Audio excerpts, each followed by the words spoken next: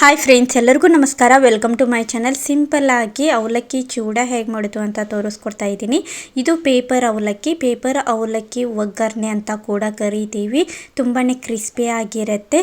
Evening snacks ಅಂತ ಹೇಳ್ಬೋದು. Tea coffee ಜೊತೆಯಲ್ಲಿ ಸೈಡ್ ಡಿಶ್ ಆಗಿ ತಿನ್ನೋದಕ್ಕೆ ಸೂಪರ್ ಆಗಿರುತ್ತೆ. ಇನ್ನೇನು ಬರುವಂತಹ ಸಂಕ್ರಾಂತಿ ಹಬ್ಬಕ್ಕೆ ಸ್ಪೆಷಲ್ ಆಗಿ ನೀವು ಕೂಡ ಪೇಪರ್ ಅವಲಕ್ಕಿ ಇದ್ದರೆ ಹೀಗೆ ಒಂದು ಸರ್ತಿ ಟ್ರೈ ಮಾಡಿ. ಎಲ್ಲರಿಗೂ ಇಷ್ಟವಾಗುತ್ತೆ. ತುಂಬಾ ಟೇಸ್ಟಿಯಾಗಿರುತ್ತೆ. ತುಂಬ ಈಸಿ ಕೂಡ ಮಾಡೋದು. ತುಂಬ ಕ್ರಿಸ್ಪಿಯಾಗಿರುತ್ತೆ. ನಂತರ ಈವ್ನಿಂಗ್ ಸ್ನ್ಯಾಕ್ಸ್ ಆಗಿರ್ಬೋದು ಅಥವಾ ಮಕ್ಕಳಿಗೂ ಕೂಡ ತುಂಬಾ ಇಷ್ಟವಾಗುತ್ತೆ. ತುಂಬ ಕ್ರಿಸ್ಪಿಯಾಗಿರುತ್ತೆ. ಹಾಗಾಗಿ ನಂತರ ಇದು 1 ಪ್ಯಾಕೆಟಷ್ಟು ನಾನು ಪೇಪರ್ ಅವಲಕ್ಕಿಯನ್ನು ತೊಗೊಂಡಿದ್ದೀನಿ.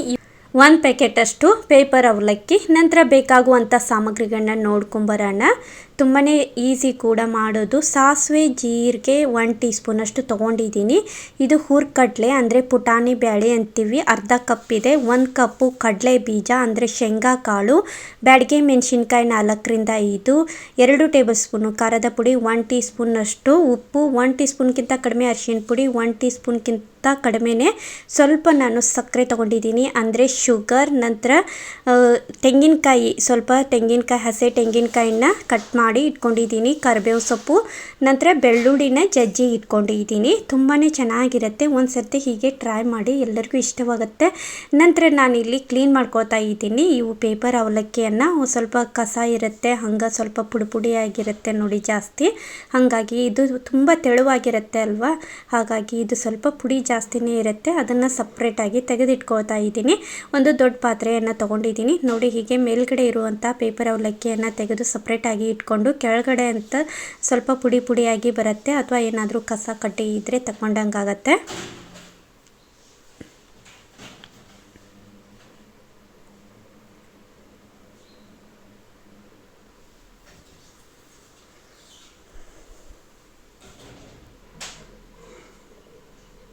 ನೋಡಿ ಹೀಗೆ ಮಾಡೋದ್ರಿಂದ ನೋಡಿ ಕೆಳಗಡೆ ಇದಿಷ್ಟು ಪುಡಿಯಾಗಿ ಬರುತ್ತೆ.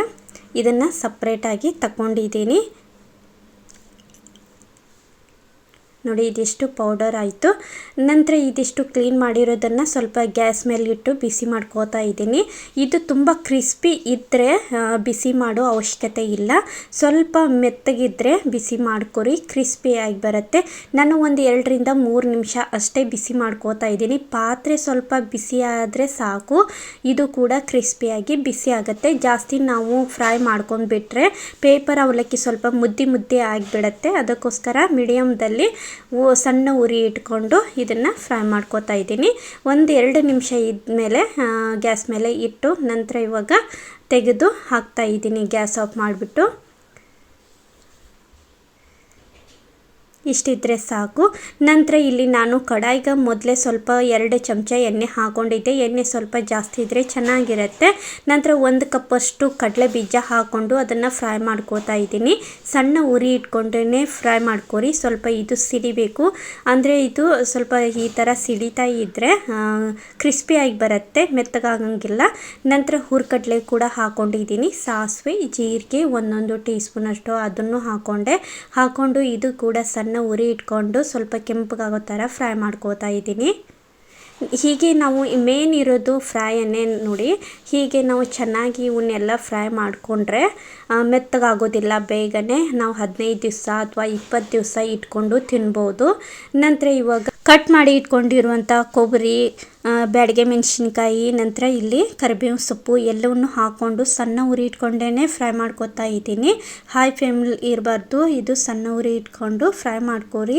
ನಂತರ ಇವಾಗ 2ರಿಂದ 3 ನಿಮಿಷ ಆದಮೇಲೆ ಇವಾಗ ಜಜ್ಜಿ ಇಟ್ಕೊಂಡಿರುವಂಥ 2 ಗಡ್ಡೆ ಬೆಳ್ಳುಳ್ಳಿನ ಹಾಕಿದ್ದೀನಿ. ಅಂದರೆ ಅದು ಸ್ವಲ್ಪ ಕ್ರಿಸ್ಪಿ ಆಗಬೇಕು. ಮೊದಲೇ ನಾವು ಬೆಳ್ಳುಳ್ಳಿಯನ್ನು ಹಾಕೊಂಡ್ಬಿಟ್ರೆ ಅದು ಬೇಗನೆ ಕ್ರಿಸ್ಪಿಯಾಗಿ ಹೊತ್ತೋ ಚಾನ್ಸ್ ಇರುತ್ತೆ. ಹಾಗಾಗಿ ಇವಾಗ ನಾನಿಲ್ಲಿ ಫ್ರೈ ಆಗಿದೆಯೋ ಇಲ್ಲ ಅಂತೇಳಿ ನೋಡೋದಕ್ಕೆ ಒಂದು ಕರಿಬೇವು ಸೊಪ್ಪು ತೊಗೊಂಡು ಅದನ್ನು ಕೈಲಿಂದ ಹತ್ಕಿದ್ರೆ ಅದು ಪುಡಿ ಆಗಬೇಕು. ಇದು ಸ್ವಲ್ಪ ಜಾಸ್ತಿ ಪುಡಿ ಆಗಿರಲಿಲ್ಲ, ಹಾಗಾಗಿ ಮತ್ತೆ 1-2 ನಿಮಿಷ ಇಟ್ಕೊಂಡು ಇವಾಗ ನೋಡಿ ಈ ಥರ ಪುಡಿ ಆದರೆ ತುಂಬ ಕ್ರಿಸ್ಪಿ ಆಗಿದೆ ಅಂತೇಳಿ ಗೊತ್ತಾಗುತ್ತೆ. ನಂತರ ಇದಕ್ಕೆ ಖಾರದ ಪುಡಿ 2 ಟೇಬಲ್ ಸ್ಪೂನು ಖಾರದ ಪುಡಿ, 1 ಟೀ ಸ್ಪೂನಷ್ಟು ಉಪ್ಪು, ಸ್ವಲ್ಪನೇ ಅರಿಶಿಣ ಪುಡಿ ಮತ್ತು ಸ್ವಲ್ಪ ಶುಗರ್ ಅಂದರೆ ಸಕ್ಕರೆಯನ್ನು ಹಾಕ್ಕೊಂಡಿದ್ದೀನಿ. ಸಕ್ಕರೆ ಹಾಕೋದ್ರಿಂದ ಟೇಸ್ಟ್ ಚೆನ್ನಾಗಿ ಬರುತ್ತೆ. ಸ್ವಲ್ಪ ಹಾಕ್ಕೊಂಡಿದ್ದೀನಿ.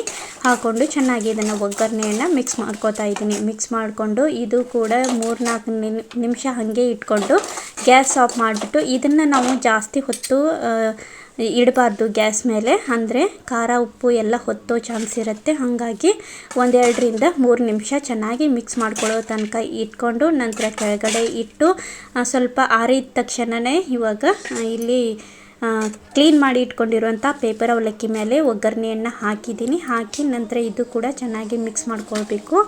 ನೋಡಿ,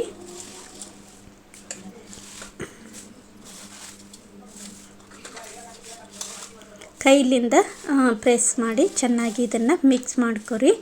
ಜಾಸ್ತಿ ಪ್ರೆಸ್ ಮಾಡೋಕ್ಕೆ ಹೋಗಬೇಡಿ, ಅಂದರೆ ಸ್ವಲ್ಪ ಮಸಾಲ ಹತ್ಕೋವರೆಗೂ ಅಷ್ಟೇ ಕೈ ಆಡಿಸ್ತಾ ಇರ್ರಿ.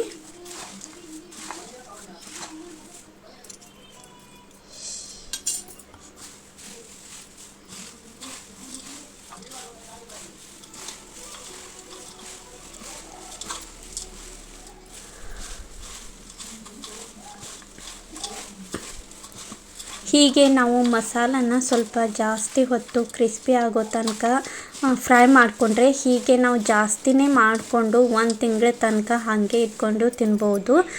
ಏನೂ ಆಗೋದಿಲ್ಲ, ಕ್ರಿಸ್ಪಿಯಾಗಿ ಹಾಗೆ ಇರ್ತವೆ. ಸಂಜೆ ಟೈಮ್ ಟೀ ಕಾಫಿ ಜೊತೆಲಿ ಅಥವಾ ಉಪ್ಪಿಟ್ಟು ಅವಲಕ್ಕಿ ಮಾಡಿರ್ತೀವಿ ನೋಡಿ, ಅದ್ರ ಮೇಲೆ ಹಾಕೊಂಡು ತಿನ್ನೋದಕ್ಕಂತೂ ಸೂಪರ್ ಆಗಿರುತ್ತೆ. ನಂತರ ಈ ಸೈಡಲ್ಲಿ ನಾನು ಸ್ವಲ್ಪ ಜಾಸ್ತಿ ಆಗಿತ್ತು ಕಲಸೋದಕ್ಕೆ ಅಂತೇಳಿ ಬಿಡತ್ತೆ ಅಂತೇಳಿ ಇದು ಬಾಣಲೆದ್ರೊಳಗೆ ಸ್ವಲ್ಪ ಪೇಪರ್ ಅವಲಕ್ಕಿನ ಹಾಕ್ಕೊಂಡಿದ್ದೆ, ಅಂದರೆ ಒಗ್ಗರಣೆ ಕೂಡ ಕೆಳಗಡೆ ಉಳಿದಿತ್ತು. ಅದಕ್ಕೋಸ್ಕರ ಹಾಕ್ಕೊಂಡು ಇದು ಕೂಡ ಚೆನ್ನಾಗಿ ಮಿಕ್ಸ್ ಮಾಡ್ಕೋತಾ ಇದ್ದೀನಿ.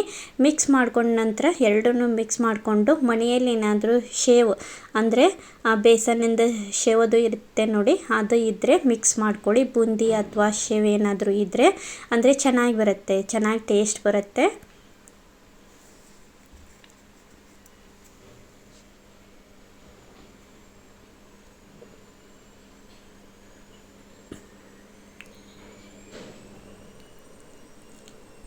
ನೋಡಿ, ಇದಿಷ್ಟು ನೋಡಿ ಚೆನ್ನಾಗಿ ಮಿಕ್ಸ್ ಮಾಡ್ಕೊಂಡಾದ್ಮೇಲೆ ಪೇಪರ್ ಅವಲಕ್ಕಿ ರೆಡಿ ಆಯಿತು.